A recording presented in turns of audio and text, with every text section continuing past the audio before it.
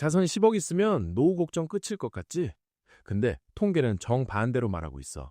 실제로 10억을 모은 사람 중 80%가 더 큰 수익을 쫓다가 고점에서 물려 전 재산을 날리거든.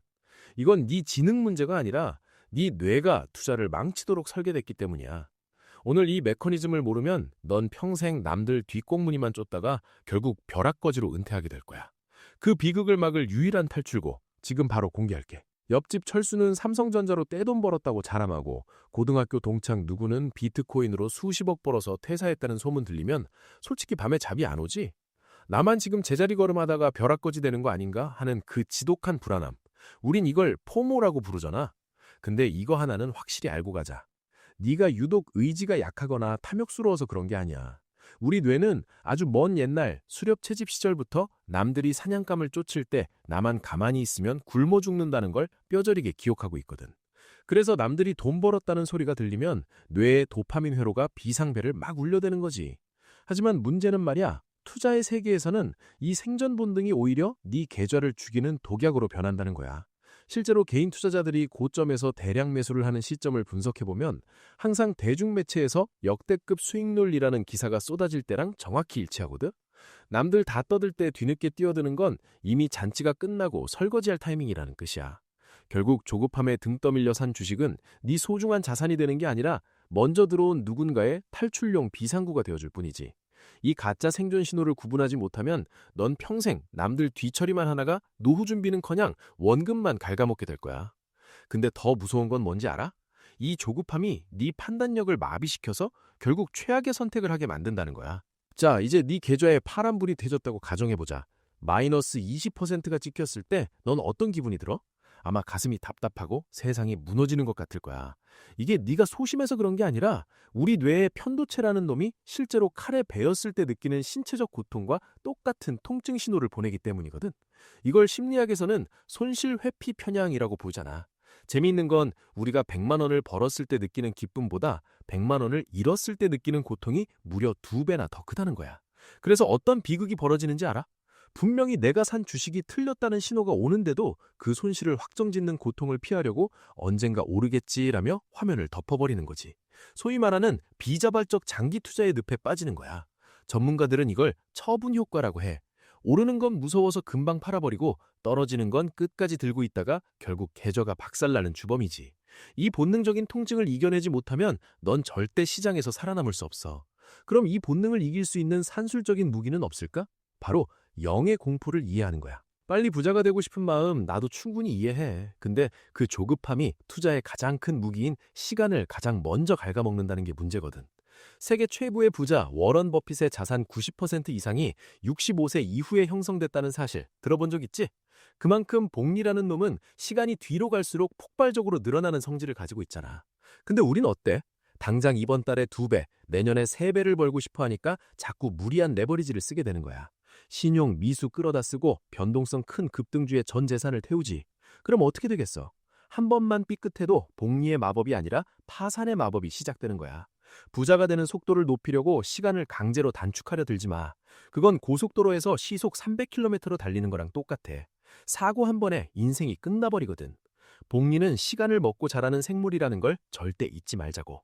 수익률 100%보다 더 중요한 수치가 딱 하나 있어. 이걸 모르면 넌 평생 밑빠진 독에 물 붓기만 할 거야. 자, 이제 산수 공부 좀 해보자. 1,000만 원으로 투자를 시작했는데 운 좋게 50% 수익이 났어. 그럼 1,500만 원이지. 근데 그 다음에 50% 손실이 났다고 쳐보자. 그럼 다시 1,000만 원일까? 아니야, 750만 원이야. 기가 막히지.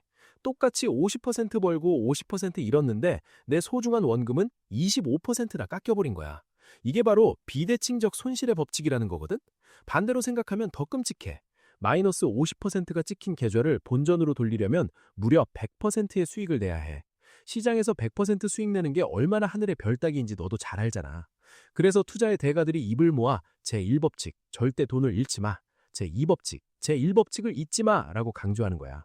수익률을 쫓기 전에 내 원금이 깎여나가는 걸 죽기보다 싫어야 해. 마이너스 5%만 나도 손이 떨려야 정상인 거지. 잃지 않는 투자가 결국 가장 크게 버는 길이라는 건 감정이 아니라 수학이 증명하고 있잖아. 잃지 않기 위해 가장 먼저 챙겨야 할 생존 키트가 뭔지 알아? 바로 현금이야. 주식쟁이들 사이에서 가장 무시당하는 자산이 뭔지 알아? 바로 현금이야. 상승장에 현금 들고 있으면 왠지 나만 뒤처지는 것 같고 수익률 깎아먹는 짐덩어리처럼 느껴지지? 근데 사실 현금은 투자의 심폐소생기거든. 폭락장에 왔을 때 전 재산이 주식에 물려있는 사람은 공포에 질려 최악의 저점에서 손절을 해버려. 뇌가 마비돼서 합리적인 판단을 못하거든. 하지만 현금이 20%에서 30%만 있어도 상황은 180도 달라져. 남들 비명 지를 때 넌 오, 좋은 주식을 싸게 살 기회네 라고 여유를 부릴 수 있거든. 이 심리적 여유가 바로 안전마진이야. 현금은 단순히 돈이 아니라 네가 시장을 객관적으로 바라보게 해주는 냉정함 그 자체라는 거지. 워렌 버핏이나 레이 달리오 같은 거물들이 왜 항상 엄청난 현금을 쌓아두고 기회를 엿보겠어. 그들은 현금의 진짜 가치가 선택권에 있다는 걸 너무나 잘 알고 있거든. 현금이 있어야 비로소 네가 시장의 노예가 아니라 주인이 될 수 있는 거야. 하지만 현금만 들고 있다고 장땡 아니지. 시장의 파도를 타는 구체적인 방법이 필요해. 내일 주가가 오를지 내릴지 맞히는 건 신의 영역이야. 근데 많은 사람들이 자기가 신이라도 됐냐 올인을 하잖아. 그러다 틀리면 그냥 인생 골로 가는 거지. 투자에서 진짜 실력은 예측을 잘하는 게 아니라 내 예상이 틀렸을 때 어떻게 대응하느냐에서 갈리거든. 시장은 원래 변화무쌍한 파도 같은 거야. 파도를 멈출 순 없지만 우리는 보드 위에서 균형을 잡는 서퍼가 될 수는 있잖아. 오를 때는 얼마나 더 수익을 낼지 즐기고 내릴 때는 미리 정해둔 손절가나 비중 조절로 내 자산을 방어하는 시나리오를 미리 짜둬야 해. 이걸 시스템이라고 부르지. 이 시스템이 없으면 넌 매 순간 감정에 휘둘려서 고점에 사고 저점에 파는 악순환을 반복하게 될 거야. 프로 투자자들은 내 생각이 틀릴 수도 있다는 전제하에 움직여. 그래서 분할 매수와 분할 매도를 철저하게 지키는 거지. 시장의 방향을 맞추려고 애쓰지 말고 어떤 방향으로 가든 네 계좌가 살아남을 수 있는 그 대응의 근육을 길러야 돼. 심리를 다잡고 대응법까지 익혔다면 이제 실전이야. 노후의 진짜 무기는 덩어리 돈이 아니라 매달 꽂히는 돈이거든. 자, 이제 노후의 진짜 무기를 알려줄게.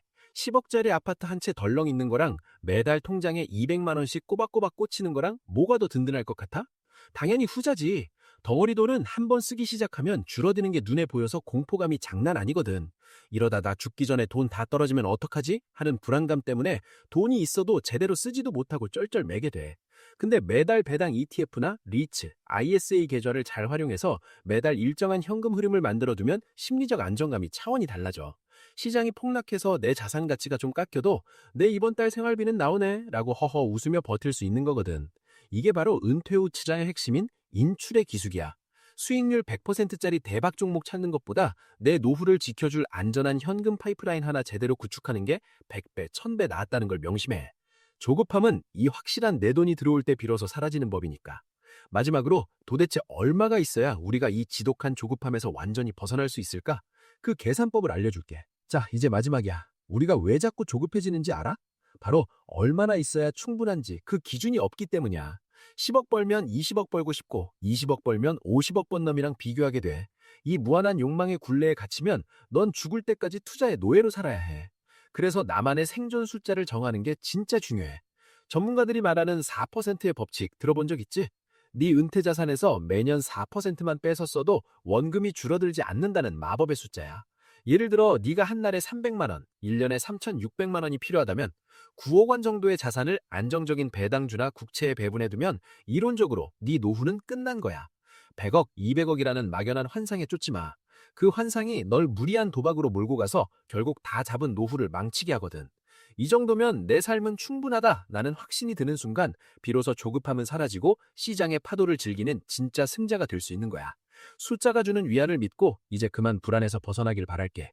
네 소중한 자산 꼭 네가 지켜내야지.